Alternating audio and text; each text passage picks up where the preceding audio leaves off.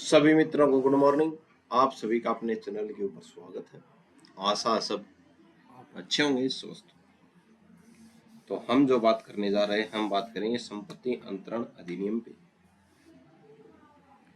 इसकी लगभग 3-4 क्लास हो चुके हैं और उससे आगे हम चर्चा करते हैं।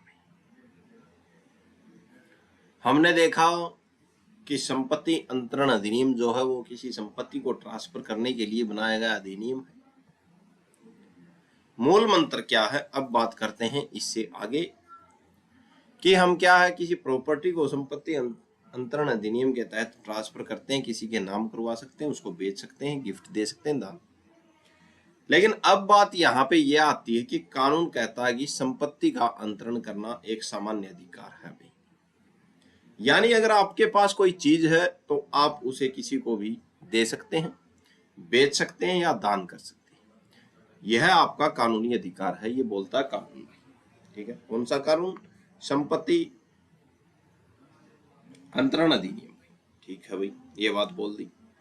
अब एक बात ये आती है कि वो कौन सी संपत्तियां हैं जिनको हम बेच नहीं सकते, जिनको हम ट्रांसफर नहीं कर सकते, वो कौन सी संपत्तियां हैं, और उनको अहस्तांतरणीय संपत्तियां बोलते हैं। आज की क्लास उस पर रहेगी, उस मुद्दे पर हम चर्चा करेंगे कि कौन सी संपत्तियां अहस्तांतरणीय है, नॉन ट्रांसफर प्रॉपर्टी है,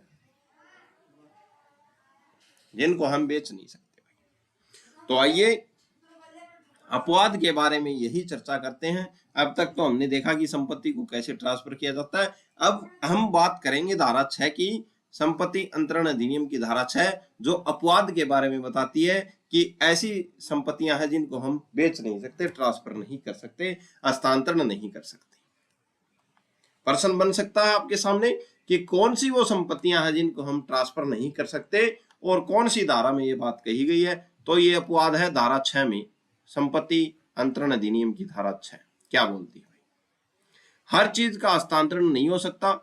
कुछ चीजें ऐसी हैं जिन्हें कानून बेचने या देने की इजाजत नहीं देता। ठीक है, इसे अहस्तांतरणीय संपत्ति कहते हैं। ठीक है, तो कुछ संपत्तियां ऐसी हैं जिनको कानून क्या है, बेचने की इजाजत नहीं देता, तो इनको क्या बोलते हैं भाई? अहस्तांतरणीय संपत्तियां कहते हैं। धारा 6 में इनका जिक्र किया हुआ है। धारा 6 इसी के बारे में है। आइए देखते हैं हम अहस्तांतरणीय संपत्तियां क्या है। कानून द्वारा बनाई गई चीज भाई, आइए देखते हैं भाई क्या है। खंड क, धारा 6 का खंड क क्या बोलता है? कानून द्वारा बनाई गई चीजें। कुछ ऐसी संपत्तियां हैं जिन्हें कानून ने पहले ही कह दिया इन्हें नहीं बेचा जा सकता भाई। ठीक है, तो कुछ ऐसी संपत्तियां जिनको कानून ने पहले ही बोल दिया कि इनको आप नहीं बेच सकते भाई। ठीक है, और उनको आप बेच नहीं सकते।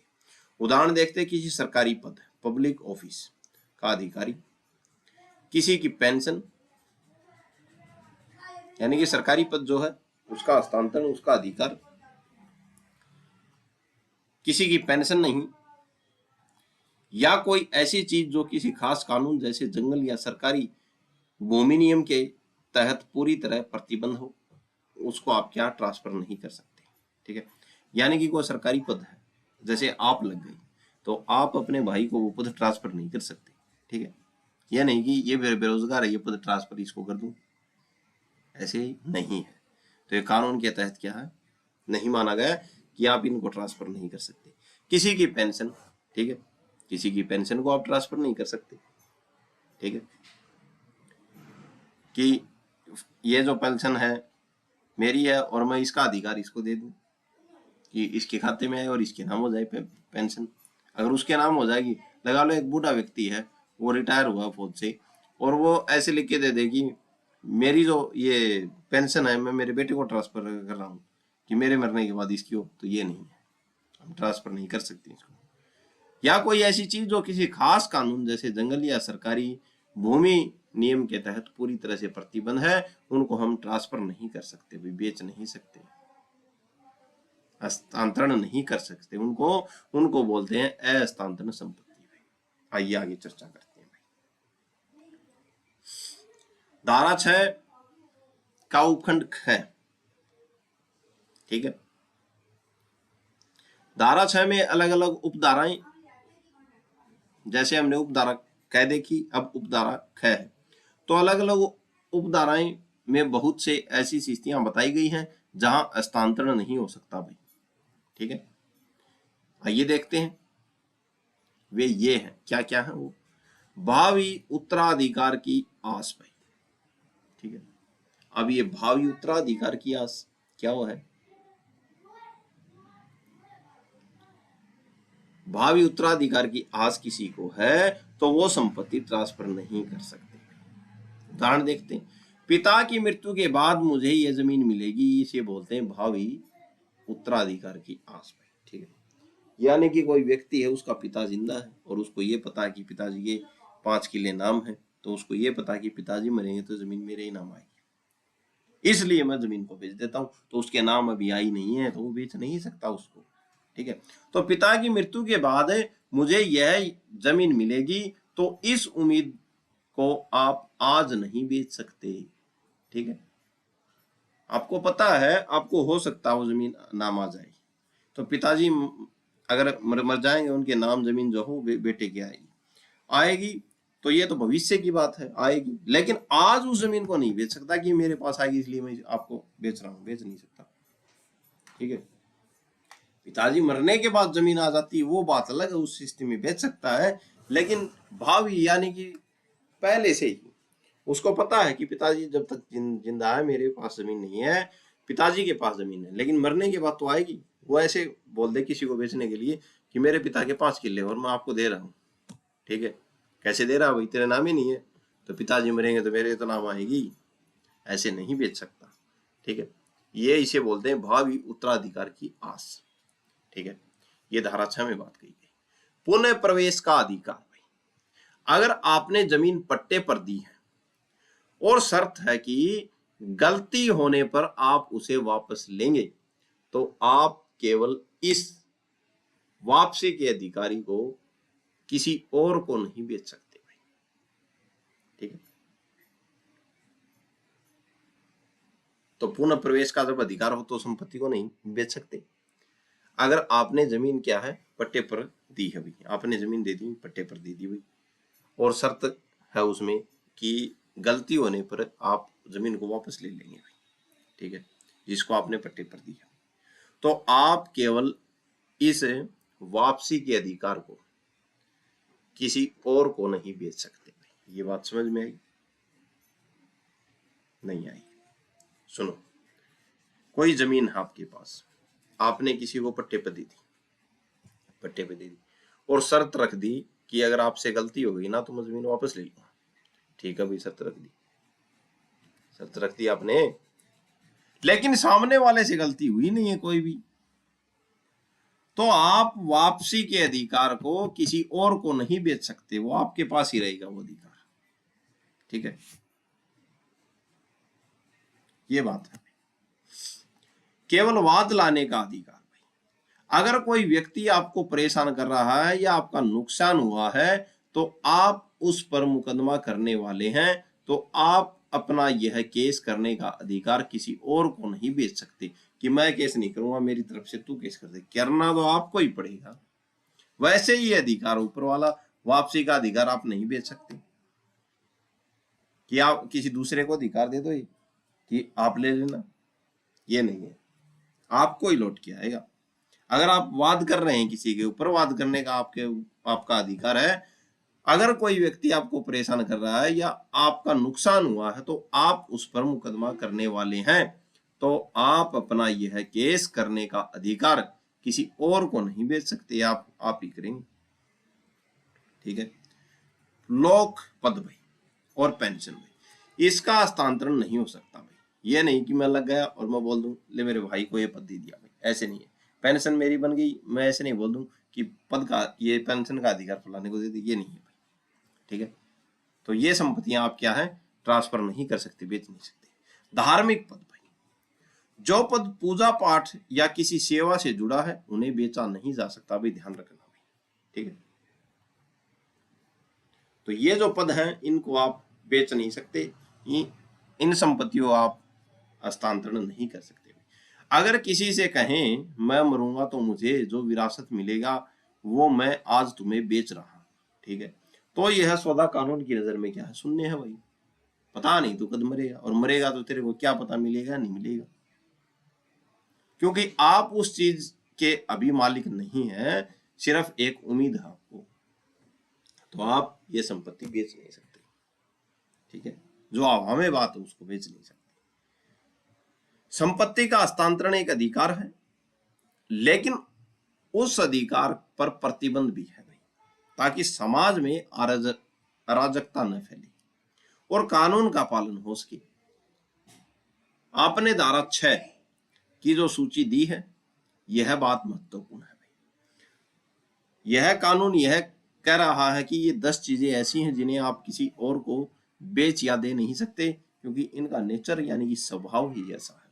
तो धारा 6 में ये 10 बातें बताई हुई हैं जिनको आप बेच नहीं सकते, जिनको आप किसी दूसरे को दे नहीं सकते, क्योंकि इनका नेचर यानी कि स्वभाव ही ऐसा है। आइए देखते हैं कौन कौन सी हैं चीजें। संभावना मात्र भाई, अगर आपको संभावना कि मेरे को ये चीज मिलेगी और मैं पहले ही किसी को बोल दूं कि मेरे को एक फोन मिलेगा, ठीक है, फलानी तारीख को मिलेगा, और मैं ये अधिकार आपको बेच रहा हूँ कि आप ले लो इसको, ये कितने रुपए में, 5,000 में, तो आपके पास उसका वो कब्जा ही नहीं है, स्वामित्व ही नहीं है। हवा में उड़ी उड़ी बात कर रहे हैं, तो वो कैसे देगा बेचा, हस्तांतरण कैसे होगा उसका, होगा ही नहीं। संपत्ति का आइए देखते हैं कौन सी है। ये संभावना मात्र था भाई। सरल अर्थ में, जैसे किसी बूढ़े अमीर रिश्तेदार के मरने के बाद आपको जो संपत्ति मिलेगी वह अभी आपकी नहीं है, आप सिर्फ उम्मीद कर रहे हैं, इसे आप आज नहीं बेच सकते, ध्यान रखना। उदाहरण, पिताजी की मृत्यु के बाद जो खेत मुझे मिलेगा मैं उसे आज ही बेच देता हूँ, यह सौदा अवैध है, ध्यान रखना। ये बात नंबर 1 संभावना मात्र हुई। बात नंबर 2 क्या है? बात नंबर 2 है पुनः प्रवेश का अधिकार भाई। अगर आपने अपनी जमीन किसी को किराए पर दी है और शर्त रखी है कि अगर तुम नियम तोड़ोगे तो मैं जमीन वापस ले लूंगा, ठीक है, आप सिर्फ इस वापसी के अधिकार को किसी और को नहीं बेच सकते भाई, ठीक है। ये भी वो बात आ गई थी, बात नंबर 2 हो गई। बात नंबर 3 सुखाधिकार भाई। सरल अर्थ में सुखाधिकार क्या है? यह आपके घर से जुड़ा अधिकार है, जैसे आपके पड़ोसी की जमीन से होकर रास्ता जाना भाई, ठीक है। यह अधिकार उस जमीन के साथ जुड़ा है भाई, इसे आप अपनी संपत्ति से अलग करके किसी और को नहीं बेच सकते भाई। यानी कोई रास्ता जा रहा है जमीन से, ठीक है, पड़ोसी की जमीन से होके हुई रास्ता जा रहा है, आपका यहाँ पे घर है, तो आप इस रास्ते को नहीं बेच सकते भाई, ठीक है। तो ये सुखाधिकार का आप नहीं बेच सकते भाई। निर्बंधित हित भाई, अगर संपत्ति का मालिक आपको यह अधिकार देता है कि आप यहाँ केवल खुद रह सकते हैं, तो आप उसे किसी और को नहीं दे सकते। यह अधिकार सिर्फ सिर्फ आपके लिए। अगर कोई संपत्ति है, कोई कमरा है, कोई घर है, उसमें संपत्ति का मालिक आपको ये बोलते कि आप रह सकते हैं भाई, ठीक है, तो ये नहीं कि आप उस अधिकार को किसी और को दे देंगे कि तुम रहो, मैंने बोल दिया, ठीक है, लेकिन वो अधिकार केवल आपके लिए, तो आप ही रह सकते हैं भाई, उसको दे नहीं सकते आप किसी और को। भावी भरण पोषण का अधिकार भाई, जो पैसा आपको कोर्ट ने या समझौते के तहत अपने गुजारे से मिलने वाला है, आप उसे पहले ही किसी और को नहीं बेच सकते भी, यह सिर्फ आपके पेट भरने के लिए, यह भी बात ध्यान रखना भाई। अब कोर्ट ने भरण पोषण दिलाया नहीं, आपने पहले ही उसको बेच दिया कि मेरे को जो मिलेगा वो आपका, ये नहीं है भाई। मात्रवाद लाने का अधिकार भाई, अगर किसी ने आपको धोखा दिया और आप उस पर मुकदमा करना चाहते हैं, तो आप अपना यह मुकदमा करने का अधिकार किसी और को नहीं बेच सकते, यह आपका क्या है, व्यक्तिगत अधिकार है, ठीक है। आइए आगे चर्चा करते हैं।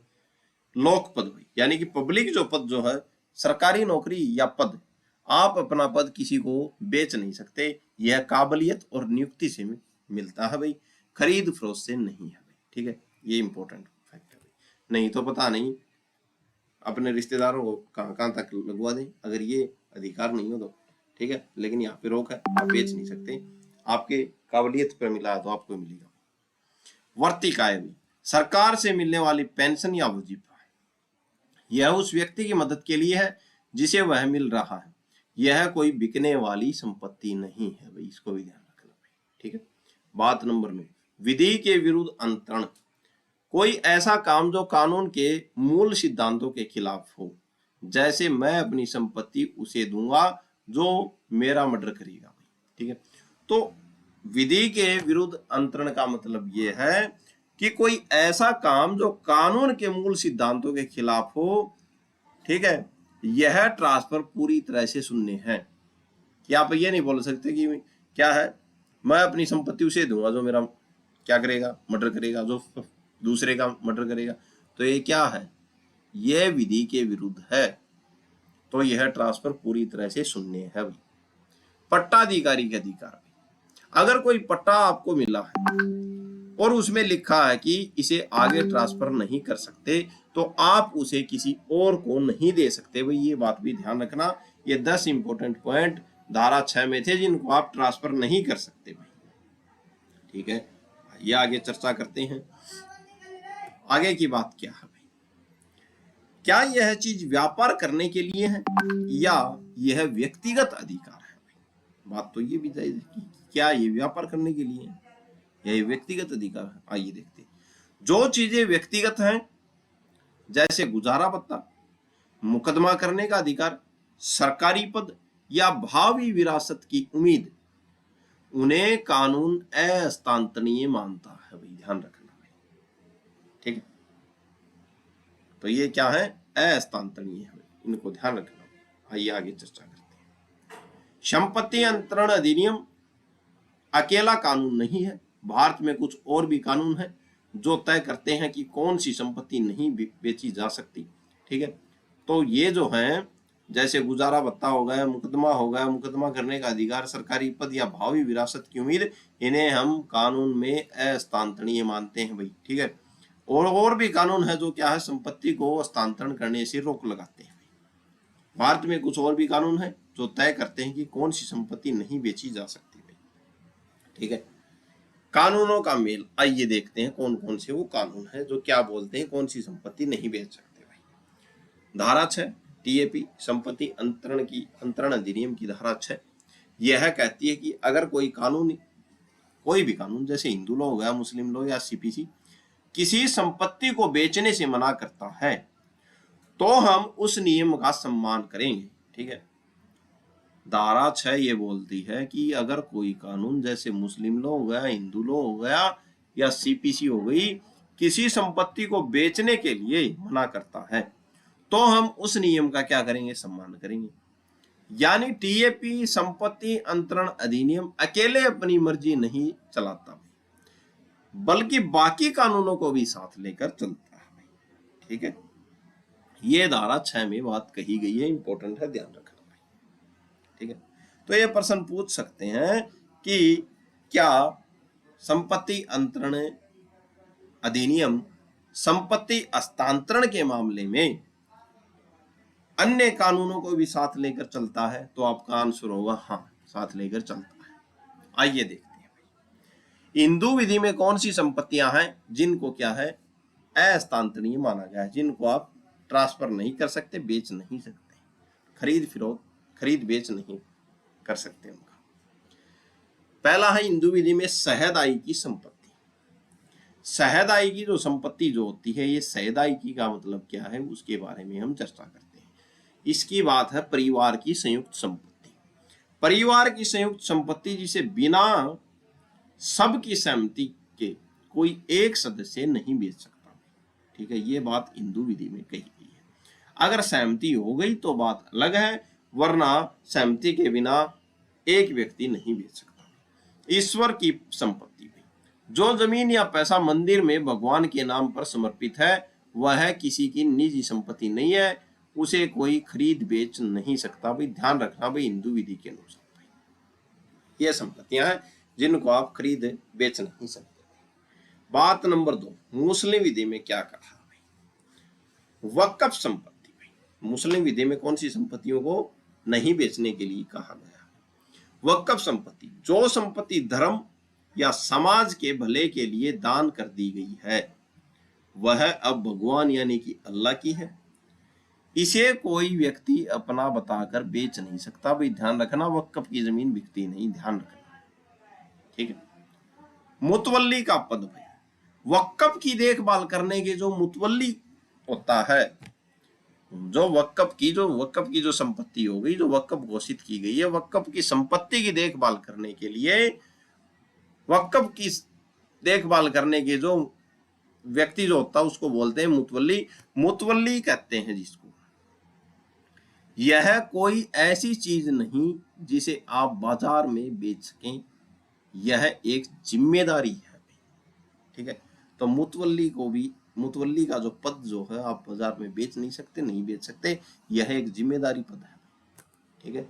आइए आगे चर्चा करते हैं। सिविल प्रक्रिया संहिता की धारा 60, सीपीसी सेक्शन 60, ये क्या बोलता है? यह धारा बहुत मानवीय धारा है। तो धारा 60 सिविल प्रक्रिया संहिता में कौन सी संपत्तियों को बेचने पर रोक है, ये देखते हैं। यह धारा बहुत मानवीय है। यह कहती है कि कर्ज न चुका पाने पर भी अदालत आपकी कुछ जरूरी चीजें छीन या बेच नहीं सकती, ठीक है। यानी कि कुर्की अगर आ गई है तो अदालत आपकी कुछ चीजें हैं जिनको क्या है, बेच नहीं सकती, ठीक है। ध्यान रखना, और ये आपके जीवन में काम आएगी। इंपॉर्टेंट धारा है भाई सीपीसी की 60। क्या क्या लिखा है इसमें? लगा लो आपने किसी से लोन लिया है, बैंक से लोन ले लिया और आप कर्ज में डूब गई, केस कोर्ट में चला गया। कोर्ट कुछ ऐसी संपत्तियां इस सीपीसी में बताई गई हैं धारा 60 में कि कोर्ट उन संपत्तियों की कुर्की नहीं कर सकती, उनको छीन या बेच नहीं सकती।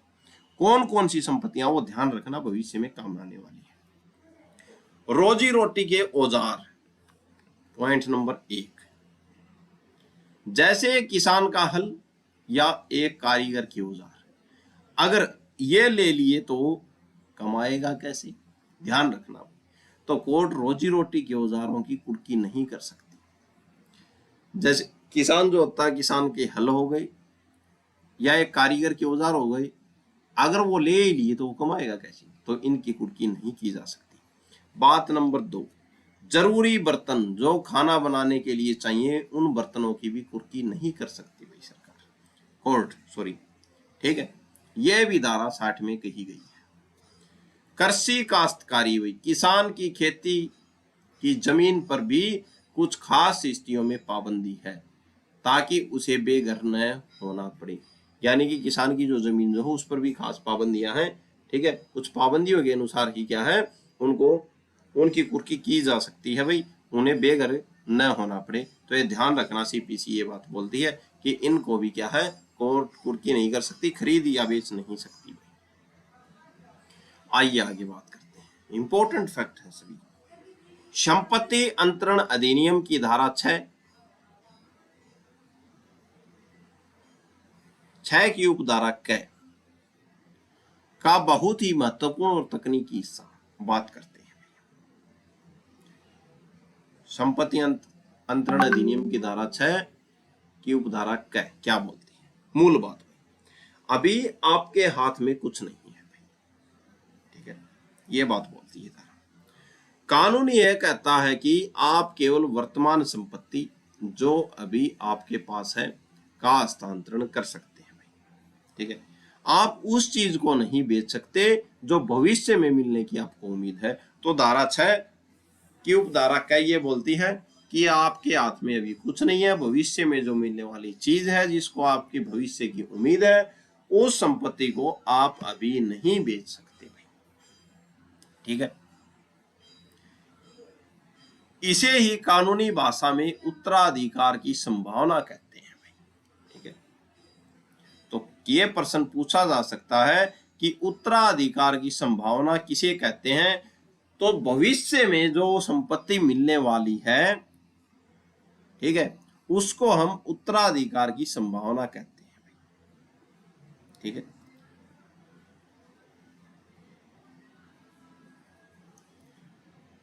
इसके 3 मुख्य उदाहरण आइए देखते हैं। किसी का होने वाला उत्तराधिकारी, मान लीजिए एक व्यक्ति ए है, उसके पास बहुत जमीन है, ठीक है, उसका बेटा बी है, अभी ए जीवित है, तो बी को कैसे ट्रांसफर हो जाएगी वो? बी के मन में यह सोचना कि जब पिताजी मरेंगे तो यह जमीन मुझे मिलेगी, यह मात्र एक उम्मीद है भाई, ट्रांसफर नहीं हुआ अभी जमीन का। बी उस जमीन का मालिक नहीं है भाई, अभी भी नहीं है, इसलिए बी आज उस जमीन को किसी और को नहीं बेच सकता भाई, ध्यान रखना। ये उदाहरण है इसका, ठीक है, किसी का होने वाला उत्तराधिकारी। आइए आगे चर्चा। आगे पॉइंट है वसीयत पाने की उम्मीद भाई।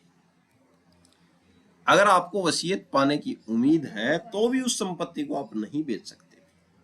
मान लीजिए आपका कोई अमीर रिश्तेदार है और उसने आपको अपनी वसीयत में अपना वारिस बनाया है, ठीक है भाई, आपको वारिस बना दिया। जब तक वह रिश्तेदार जीवित है तब तक आपको वह वसीयत पाने का सिर्फ एक मौका है, ठीक है। अगर आपकी संपत्ति नहीं है, आप इस उम्मीद को किसी को नहीं बेच सकते, ठीक है। अगर वो जीवित है अब तक तो वसीयत पाने का क्या है, आपको उम्मीद है कि एक मौका है, यह आपकी संपत्ति नहीं, लेकिन वो संपत्ति तो नहीं है आपकी, आप इस उम्मीद को किसी को नहीं बेच सकते। ये मेरी उम्मीद है, मेरे को ये मिलेगा और आप ये, मैं आपको बेच रहा हूं मिलने से पहले, ये नहीं है।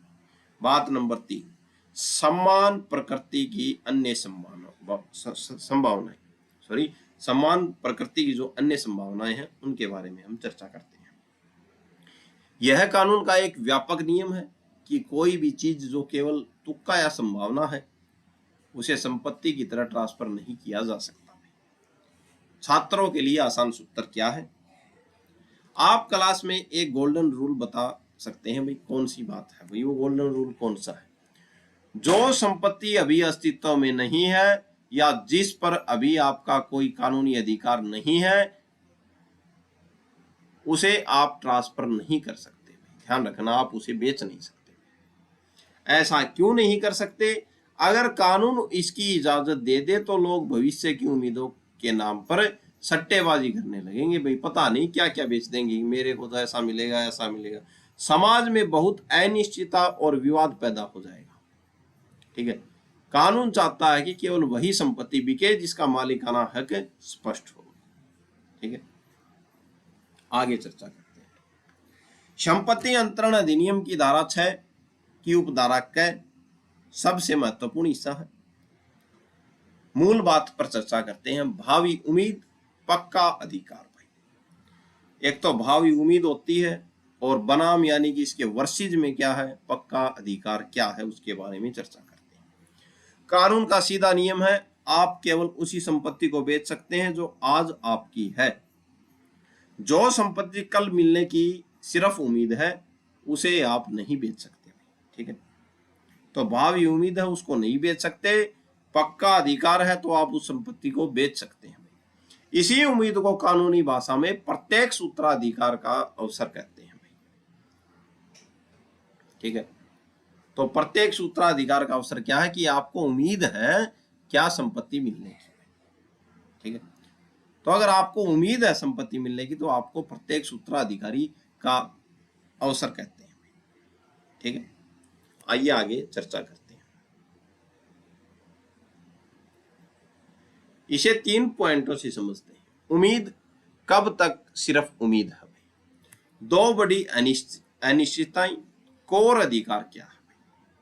तीनों पॉइंटों को देखते हैं कि उम्मीद कब तक उम्मीद है। उम्मीद कब तक उम्मीद है, सीधी बात है, जब पिता जिसके जमीन नाम है जब तक वो जिंदा है तब तक उम्मीद है, फिर तो वो मालिक ही बन जाएगा। मान लीजिए ए पिता है और उसका बेटा बी है। पिता के पास जमीन है, बेटा बी को लगता है कि जब पिताजी मरेंगे तो यह जमीन मेरी होगी भाई। यह बेटा अभी क्या है, प्रत्यक्ष उत्तराधिकारी है, ठीक है भाई। लेकिन जब पिता जीवित हैं बेटे के पास कोई अनिश्चित अधिकार नहीं है, सॉरी निश्चित अधिकार नहीं है कि वह उम्मीद कर रहा है, ठीक है। तो वो तब तक उम्मीद, केवल वह उम्मीद कर रहा है, ठीक है। तो उसके पास अधिकार नहीं, निश्चित अधिकार कोई नहीं है, ठीक है। तो उम्मीद कब तक सिर्फ उम्मीद है। उम्मीद जब तक सिर्फ उम्मीद है जब तक जिसके पास जमीन है वो जिंदा है। ठीक, दो बड़ी अनिश्चितताएं हैं इसमें। बेटा बी इस संपत्ति को तब तक नहीं बेच सकता जब तक ये दो चीजें न हो जाए। तो कब बेच सकता है इस संपत्ति को? तब बेच सकता है कब? पिता का मरना। अगर बेटा ही पहले मर गया तो उसे जमीन कैसे मिलेगी? ठीक है, अगर पिताजी मरे हैं तो उसको जमीन मिल जाएगी, अगर बेटा ही पहले मिल गया तो जमीन कैसे मिलेगी? बात करूं। दूसरी है बिना वसीयत। भाई बिना वसीयत मरना। मान लीजिए पिता मर गए लेकिन उन्होंने मरने से पहले वसीयत लिख दी और पूरी जमीन किसी और को दे दी, तो बेटे को कुछ नहीं मिलेगा। भाई वसीयत में किसी और को दे दी जमीन।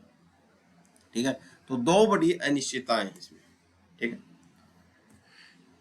कि बेटा बी जो है इस संपत्ति को तब तक नहीं बेच सकता जब तक ये दो घटनाएं, ये दो चीजें न हो जाए। ठीक है, अगर वसीयत किसी और को लिख दी तो बात खत्म, इसको तो मिलेगी नहीं, और जब तक पिता नहीं मरते तब तक नहीं मिलेगी, बात खत्म, तब तक वो बेच नहीं सकते। पिता मर गए तो संपत्ति उसके नाम आ गई। अगर वसीयत लिख रखी है तो नहीं आएगी, वसीयत नहीं लिख रखी तो भी संपत्ति उसके नाम आ गई। ठीक है, कोर अधिकार क्या है भैया? कानून कहता है कि पिता के जीवित रहते बेटे का जो अधिकार है वह कोर अधिकार है। ठीक है, कोर अधिकार ही है, क्यों उसको निश्चित तो कुछ है ही नहीं, कोर अधिकार है। जब तक पिताजी जी रहा है कोर अधिकार है। इसमें संपत्ति का कोई वर्तमान हित नहीं है। आप इस खाली उम्मीद को बाजार में नहीं बेच सकते और नहीं कोई खरीदेगा। उम्मीद कैसे खरीदेगा? आपको तो उम्मीद ही है, तो इसको कोर अधिकार बोलते हैं। ठीक है, तो पिताजी के जीवित रहते हुए बेटे के पास ये कोर अधिकार है। छात्रों के लिए गोल्डन जो एक्सप्लेन है, क्लासरूम एक्सप्लेन, उसके बारे में हम चर्चा करते हैं। अगर बेटा बी आज ही किसी को कह दे कि मेरे पिताजी की जमीन मुझे मिलने वाली है, ठीक है भाई, मैं उसे तुम्हें अभी बेच देता हूँ, ठीक है भाई, तो यह सौदा कानून की नजर में क्या होगा भाई? शून्य होगा। ठीक है, ध्यान रखना। अगर पिताजी जिंदा है और बेटा बी जाके किसी को बोलता है कि मेरे को 2 किले मिलने वाले मेरे पिताजी, और मैं ये तुम्हें आज ही बेच देता हूँ, ठीक है, तो सौदा शून्य है। क्यों शून्य है? क्योंकि पिताजी जिंदा, तेरे को कैसे आगे अधिकार थोड़ी है, तूने तो उम्मीद ही बेची है। ठीक है, क्योंकि बेटा अभी उस जमीन का मालिक नहीं है, वह केवल एक सट्टेबाजी कर रहा है। निष्कर्ष की बात करें, हस्तांतरण केवल निश्चित संपत्ति का हो सकता है, संभावना का हस्तांतरण नहीं हो सकता। भाई ध्यान रखना, भाई अधिकार है तो संपत्ति का हस्तांतरण हो जाएगा, संभावना का नहीं हो सकता। आगे चर्चा करते हैं, केस देखते हैं। केस क्या था? केस की कहानी क्या थी? पिता था कै, बहुत बूढ़े आदमी और बीमार हो गए थे। पिता का बहुत बूढ़ा था और बीमार हो गया था। बेटा कै, उसे जो बेटा जो था उसे पैसों की जरूरत थी। उसे लगता है कि पिताजी तो मरने ही वाले हैं, मरने के बाद तो जमीन मुझे ही मिलेगी भाई, तो क्यों न मैं इसे अभी बेचकर पैसा कमा लूं भाई। ठीक है भाई, सौदा भाई।